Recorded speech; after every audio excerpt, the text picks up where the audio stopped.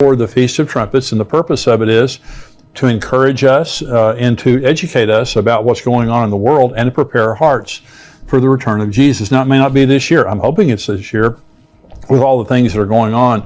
We would love to have you be a part of the conference. It's $99 for the conference to physically attend, $49 for the live stream. And the live stream is good for 30 days. If you can't watch it that day, you've got 30 days to watch it, and you get a 20% discount. For all of our YouTube viewers, we're giving you guys a 20% discount. So if you'll just go on conference.endtimes.com, the information's there on your screen, and just enter into the promo code there, EndTimes20, you'll get a 20% discount. And so we'd love to see you there. It's going to be a fantastic conference, and I can't wait for that time. I'm waiting for Jesus to return. And so you say, Jimmy, you're an escapist. I really am. Jesus said, pray that you may be counted worthy to escape all these things and to stand before the Son of Man. We're going to occupy until Jesus comes, but I'm praying that Jesus comes very soon. And with all the signs of the times that are happening, and I'm talking about on the program today, I really do believe that Jesus is coming very soon. So we would love to see you at the conference on September 17th, right here in Dallas-Fort Worth area. And on the website there, when you go to conference.endtimes.com, we have hotel information, airline information, all that kind of stuff is right there on the site. Now, I want to talk in this message about the final pope. And you say, well, you know, why do we believe that Francis could be the final pope? Well, here's a book by my friend Tom Horn and also Chris Putnam. Chris has gone to be with the Lord, but Tom is my friend. And this book is called Petrus Romanus, which means Peter the Roman. And the subtitle is The Final Pope is Here. Now, this is a very thick book, very well written, very well documented. And Dr. Tom Horn believes that this is the final pope. And I'll tell you in just a minute what the Lord showed him about the final pope. So this book, Petrus Romanus, it goes back to a prophecy of the popes, which is a short, 112 short cryptic phrases in Latin, which purport to predict all of the future Roman Catholic popes, beginning with Pope Celestine II. Now, the prophecies were first published by Benedictine monk Arnold Wyon in 1595. And Wyon attributes the prophecies to Saint Malachy, who is a 12th century archbishop of Ireland. And according to an account put forward in 1871, Malachy was summoned to Rome in 1139 by Pope Innocent II. Now, so he went from Ireland to Rome, but he didn't go by the sea. He went by land. He traveled the continent of Europe, and he was struck, sickened, when he went across the continent of Europe by the squalor, the poverty, the disease, just how downtrodden the people were, the masses, all across Europe until he got to the Vatican. When he got to the Vatican, he was sickened by the opulence and the luxury. It was exactly the opposite of what everyone else was going through, and it just broke his heart. And so while he was there, he purportedly experienced a vision, and in the vision, he saw 112 future popes, which he recorded as a sequence of cryptic phrases. And the manuscript was then deposited in the Vatican archives and forgotten all about until it was rediscovered in 1590. It's highly contested in a lot of the Catholic circles. A lot of people believe that it's a forgery. They don't believe it's true. They contest, by the way, that the prophecies of the popes before 1590 are more accurate than those after 1590. What they're saying is, somebody doctored the thing up. They're saying that St. Malachy had these visions, and so they went back and made all this stuff up, and they go forward, and they're not as accurate. And I'll show you in just a minute. And this is documented in this book, Petrus Romanus, what he said about many of the popes that are more current, and this current pope right now. And so if the St. Malachy prophecies are true, the significance is, he said there were going to be 112 future popes. And the number 112th pope was going to be the last pope. And the question is, Pope Francis, currently the pope, what number is he? He's number 112. He has been the 112th pope since St. Malachy gave the prophecies, if in fact his prophecies are correct. And so let me just tell you why I believe that they very well could be correct. Now, the interesting thing about Pope Francis is he's 85 years old and he's not in good health. The latest picture I saw of him was he was in a wheelchair and he was talking about retiring. And Benedict, before Francis, was the first pope in 600 years to step down and to retire. He's still living at Vatican City. We were at the Vatican about 4 years ago, and he was there. He's still living there. And so let's just kind of give you some proof, some reasons that I believe that the prophecy of the popes is true. And the first is, what are the chances out of 112 popes that the final one would occur when all the other end time signs have been happening for 70 years? It's astronomical. In other words, and by the way, if Benedict would not have resigned, he'd still be pope. He's still alive. The popes don't retire. Popes die. They die in office. And so Benedict retired, giving Francis the opportunity to step in and be the 112th pope. So remember, Israel's 74 years old. Okay, and the Pope now is 85 years old. Here's what Jesus said. Learn this parable from the fig tree. When its branch has already become tender and put forth leaves, you know that summer is near. So you also, when you see all these things, know that it is near at the doors.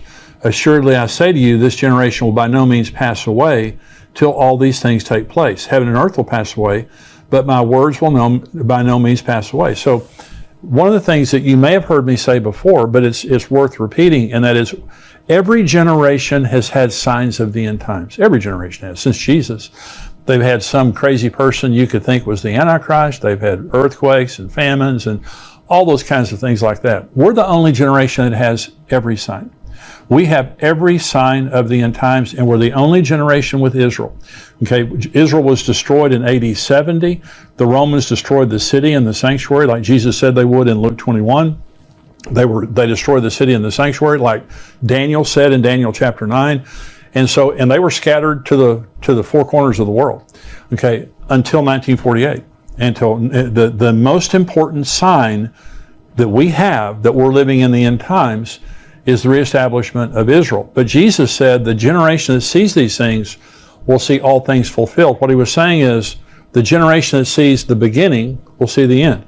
And so Psalm 90 says the days of a man's life are 70 years, or if by reason of strength, they're 80 years. We're 74 years in since Israel became a nation. And we have a pope who the St. Malachi prophecies are saying is the final pope, number 112, and he's 85 years old and not in great health. And so if the tribulation started today, and according to St. Malachi's prophecy, the final pope will lead the church, or lead his flock, the Catholics, through the tribulation. He will lead his flock through many tribulations. I'll read you the exact prophecy here in just a minute. And so if the tribulation began today, okay, he would be 92 years old when it ended. So there's a clock ticking really hard on this thing, both the generation that we're living in and also on the final pope. And so we're living in a world where we're seeing all the end time signs coming true. And if they haven't come true, they're about to come true. They're happening right before our eyes. They're unfolding before our eyes. Jesus said there'd be wars and rumors of wars.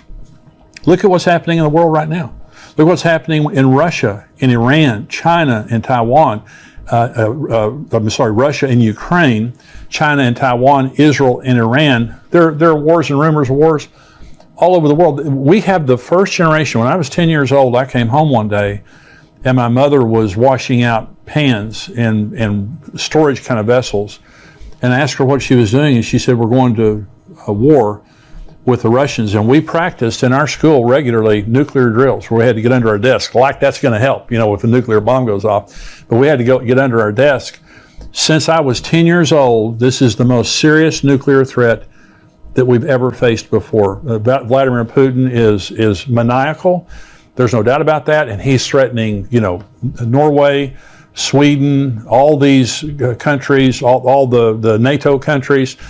Us in America, he is threatening us with nuclear weapons on a regular basis. Anytime somebody defies him, this is the most serious nuclear threat in my lifetime. And so we have wars and rumors of wars. Jesus said there will be pestilence. Look at COVID. COVID is still making people sick all over the world, but we're in the third year now, almost the third year of COVID. And so look at all that's happening in the world. Famines. We have a worldwide food shortage right now. Where you have baby formula shortages, the worst crop in China's history. Their winter wheat crop was worse. 71% of the United States wheat crop was affected by drought, Where I'm from in the Texas Panhandle, somebody told me last week that their entire wheat crop is wiped out. That's the breadbasket of America up in the Panhandle of Texas, in that area. And so famines, we have a very serious possibility of worldwide famines that are happening because of bad crops all over the world, and the fact that the sanctions are on Russia, and Russia and Ukraine export 1/3 of the world's grain. So we have a very serious thing. Worldwide fear and panic. Jesus said that men's hearts would fail them for fear and the expectation of things that are coming on the world. Mental health issues are epidemic. And suicide is epidemic, especially among young people. There are a lot of people killing themselves, and this is what Jesus said would happen because of just the oppression of the things that are happening, multiple things that are happening. People would just lose heart. Worldwide anti-Semitism. One of the things that has to happen for the end to happen is the whole world has to hate Israel, because the last scene of human history is Armageddon, when all the world marches against Israel. And by the way, right now, and I was telling you last week that President Biden wants a two-state solution for Israel. He's going to Jerusalem next month in July. He'll be the first president ever to visit East Jerusalem. He will visit it without any Israelis with him. They are bypassing the Israelis and opening an embassy now, a consulate in East Jerusalem, formally recognizing East Jerusalem as the capital for the Palestinians, and going to pre-1967 boundaries. This is what they're pushing for, which means 200,000 people, 200,000 Jews lose their homes in East Jerusalem, 400,000 Jews lose their homes in Judea and Samaria, known as the West Bank. They also lose the Golan Heights. It's not going to happen. And so anti-Semitism is rising all over the world.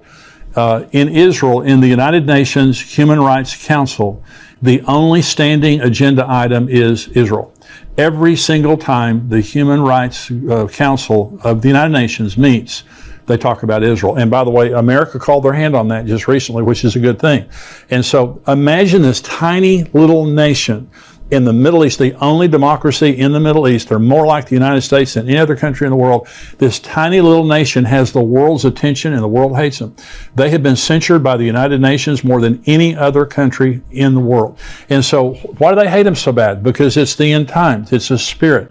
In Joel chapter 3, God says, I'm going to bring all the nations down to the valley of Jehoshaphat, and I'm going to enter into judgment with you there on account of my people, my heritage Israel, whom you've scattered among the nations, and you're dividing up my land. That's happening right before our eyes. So we have the 112th Pope in office, the last Pope. He's old. He can't live very much longer.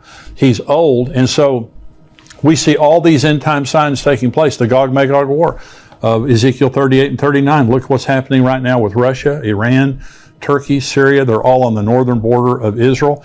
Israel bombed the airport, the Damascus airport, just a few days ago. They bombed the tower, the runways, and they bombed all the cargo that had come in from Iran. And yesterday, Israel warned Syria that if they don't stop allowing the Iranians to fly weapons in there, they're going to start bombing his palaces. This is a big deal. And so I'm just saying, signs in the sun, moon, and stars, you go through all the things that are happening in the world right now. It's what Jesus said would happen. It's what the Bible said would happen in the end of time. And we just happen to have the 112th Pope in office right now. And so I'm saying that's one reason that I believe that it's true. Now, if he dies or if he retires, well, it's going to put that to bed real quick. If you have a 113th Pope, well, that does away with all the conjecture right there. But for right now, we have number 112 in office. This book, Petrus Romanus, they talk about in the book, they document all the things that different popes that St. Malachi said about different popes. Let me read you just one of these. This is Pope Benedict XV. And from 1914 to 1922, he was the Pope. And St. Malachi said of him, religion depopulated. Okay, so in other words, he didn't know his name, but he just described Pope Benedict as religion depopulated. Okay, well, was that true? Well, he was the Pope during World War I, and during World War I, the Catholic Church was devastated as far as their members are concerned, but the Russian Orthodox Church lost 200 million members because of the Bolshevik Revolution, and some were killed and persecuted. So 200 million people left the Russian Orthodox Church because during the time of Pope Benedict XV, exactly what St. Malachy said would happen. And so Pope Benedict, by the way, the former Pope before Francis, his resignation was shocking because he was the first Pope in 600 years to resign. Of course, like I said before, he's still alive, but here's the interesting thing. Tom Horn saw in a vision, the Lord gave him a vision that Pope Benedict was going to resign in April of 2012. He said it publicly, that he was going to resign. Okay, well, it hadn't happened in 600 years, so it sounded kind of crazy. Well, so 2012 came and went, April 2012 came and went, and then the following year, in 2013, the Vatican announced that Pope Benedict was resigning. And then they gave an interview to the New York Times, and in the New York Times, they said he had actually resigned in April of 2012, and they were just now making it public. So why would the Lord show Tom Horn? He's my friend, and you can see this on YouTube. Why would the Lord show Tom Horn that the Pope Benedict was going to resign? It's because I believe it validates, again, what they wrote in the book. I believe that this is the 112th Pope, and I believe that, you know, many things are not. Now, let me say one thing. Anytime something is extra biblical, which means if I'm talking about Bible prophecy, something that's clearly in the Bible, I'm going to be very strong about it. I'm not strong about extra biblical stuff, and so I'm not saying, you know, you have to believe this or else. You know, I'm just saying it's another thing out there that gets me to believe that God is up to something and we're living in the end of the end times. The reference to St. Francis, let me just talk about him specifically. So here's what St. Malachy said about the 112th Pope. And this is right now Francis. This is a quote. "In the final persecution of the Holy Roman Church, there will sit Peter the Roman, who will pasture his sheep in many tribulations. And when these things are finished, the city of 7 hills will be destroyed, and the dreadful judge will judge his people." The end. That's it. Of all of his cryptic phrases for 112 popes, that's what he wrote about Francis, 112th Pope. And so right now, he's saying that this Pope is going to lead his flock through many tribulations. And then the city of 7 hills will be destroyed. That's Rome. Rome is the city of 7 hills. Rome will be destroyed. Okay, and many people believe now that the Pope is the false prophet. Some people believe the Pope is the Antichrist. But they believe now that the Vatican City, Rome, will be a place of judgment when Jesus returns, judging the false prophet, the Antichrist, those kinds of things. So is it true? In other words, is it true that this is the 112th Pope and he's going to be, the false prophet and lead his flock through many tribulations? We'll see. Now, by the way, when it says Peter the Roman, in this Petrus Romanus means Peter the Roman, and St. Malachy used the name Peter the Roman. So is that his name? Well, Pope Francis' real name is Jorge Mario Bergoglio. And so, but why would he be called Peter the Roman? Well, remember, his name as a pope is St. Francis, or Pope Francis. And he gets that from St. Francis of Assisi. And St. Francis of Assisi's real name was Giovanni di Pietro, that's Peter, di Bernardone. That was his real name. He was Italian. He's Roman. His name can literally be translated Peter the Roman. So all these things are interesting. And so do I believe it's true? Based on what I know, I believe it's true. And again, I want to say it's extra biblical, so I'm not being dogmatic about it. But I believe it's very interesting that back in the 13th century, that we had a Archbishop of Ireland who was sickened as he went through Europe and saw the squalor and also the opulence of the Vatican. And if these things are true, the Lord gave him all of these pictures of 112 popes, and he sat and wrote it down with great accuracy in some cases, like I just showed you about the Pope during World War I. And now we have the 112th Pope sitting at the Vatican, old, and we'll see. And I believe, and I've said this before, I don't believe we're living in the end times. I believe we're living at the end of the end times. All these things are coming, to fruition at the same time. And I think it's just another reason to look up, because our redemption is drawing near. It's another reason for us to be careful in the way we're living our lives. Be careful to believe the Bible and to keep your eyes on Jesus and live your life in the right way. There are a lot of people mocking and scoffing and living like, there's nothing's going to happen, and that Bible prophecy isn't true. I believe every word of Bible prophecy is true, and we see all these things taking place like Jesus said they would. And very interestingly, we see the 112th Pope sitting in office right now. I hope that this has been a blessing to you. Now, those of you who are watching on YouTube, hey, be sure and subscribe to our YouTube channel and like this so that everything we have coming out, you'll be able to see it as it comes out. Also, endtimes.com, I'm going to continue on now with this podcast. The entire podcast goes to the subscribers of endtimes.com at $7 a month, $77 a year. We would love to have you be a subscriber to endtimes.com. We have articles that come out through the week, videos that come out through the week, myself, Mark Hitchcock, also Greg Laurie. I'm interviewing next week on the show Rabbi Jonathan Cahn. We have different interviews with different